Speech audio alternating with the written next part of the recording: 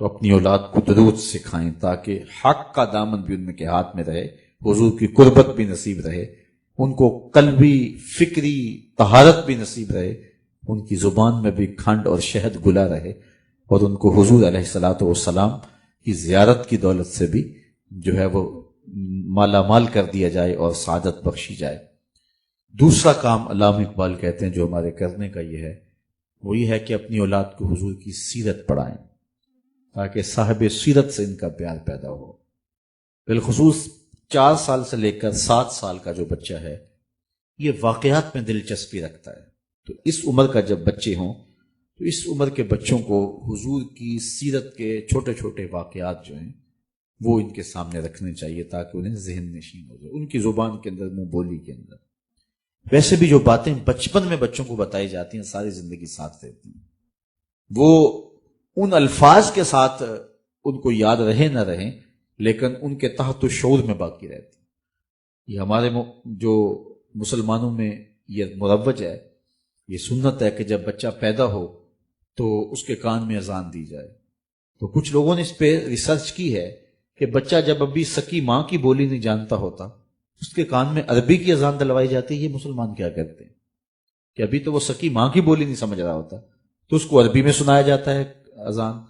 تو اس کا نتیجہ انہوں نے یہ نکالا کہ بچپن میں بچہ جو آوازیں سنتا ہے ساری زندگی ان سے مانوس رہتا ہے۔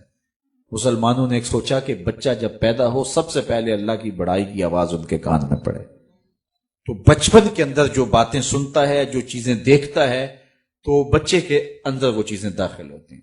ہم بچوں کی تربیت اس وقت شروع کرتے ہیں جب وہ تربیت کے دائرے سے نکل چکے ہوتے ہیں۔ جب بچے چھوٹے ہوتے ہیں اس وقت انہیں ماں باپ کی ضرورت ہوتی ہے اور ماں باپ کو قبول کرتے ہیں۔ جب وہ بلوغت کے قریب ہو جاتے ہیں، مراحت جسے کہتے ہیں، تو پھر اس وقت وہ اپنے دوستوں سے کچھ چیز لیتے ہیں۔ المرء علی دین خلیلہ فلینظر احدکم من یخالل، اس وقت وہ دوستوں سے لے رہا ہوتا ہے۔ اس کے بعد پھر جب وہ شادی اس کی ہو جاتی ہے تو پھر اس کے معاملے ماجرے کچھ اور ہوتے ہیں۔ تو ہم بچوں کو اس وقت سکھانے لگتے ہیں جب وہ ہم سے سیکھنے کے وقت سے آگے چلے گئے ہوتے ہیں۔ تو بچے جب چھوٹے ہو، بالخصوص 4 سال سے لے کر 7 سال کی عمر تک، ان کو سیرت کے واقعات سکھائیں، ازبر کروا دیں۔ 7 سال سے لے کر 10 سال تک ان کو نماز سکھائیں، نماز کی ترغیب دیں، اور جو ہے وہ ان کو مسجد کی طرف لائیں اور ضروری سنن مستحبات بتائیں۔ 10 سال سے لے کر بلوغت تک انہیں حلال حرام ساری تمیز ان کو سکھائیں، پردے کے حکام، دیگر ساری چیزیں۔ یہ بطور مسلم ہماری والدین کی ذمہ داری ہے، اور مشکل نہیں ہے کہ اپنے بچوں کو حضور کی سیرت آپ 2-4 سال کے اندر پڑھا لیں۔ روزانہ شام کو نہیں ہے تو پیر کے دن یا جمعے کے دن 2 دن ہفتے میں رکھ لیں، کھانے کے وقت بچوں کو 5-4 منٹ کے اندر حضور کی سیرت کا کوئی واقعہ آپ بتا سکتے ہیں۔ اور یہ جب بالغ ہونے سے قبل حضور کی ساری سیرت آپ سے سیکھ جائیں گے تو پھر جب وہ بالغ ہو کے عملی زندگی میں قدم رکھیں گے، حضور کی سیرت کا لہلہاتا ہوا چمن ان کی آنکھوں کے سامنے ہوگا، اور جدھر بھی نظر اٹھائیں گے حضور علیہ السلام کی یادیں انہیں نظر آئیں گی، اور ان کی زندگی مرتب بھی ہوگی، منظم بھی ہوگی، خوبصورت بھی ہوگی، پاکیزہ بھی ہوگی۔ تو یہ وقت کبھی ضائع نہیں کرنا چاہیے، اور اگر یہ وقت ہم ضائع کر دیتے ہیں، حالات اتنے تیز ہیں اور وہ ذرائع جن سے آگے نسل سیکھ رہی ہے، جب ان ذرائع پہ وہ آ گئی تو اس ذرائع کے پیچھے یہودی دماغ بیٹھا ہوا ہے۔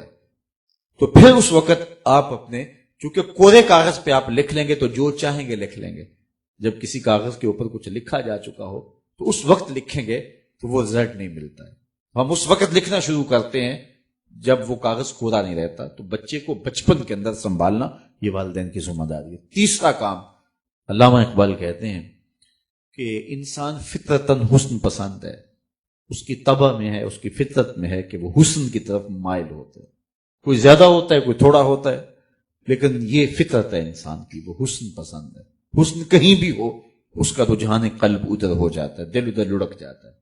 وہ جس روپ میں جہاں بھی ہوگا حسن، دل ادھر لڑک جائے گا۔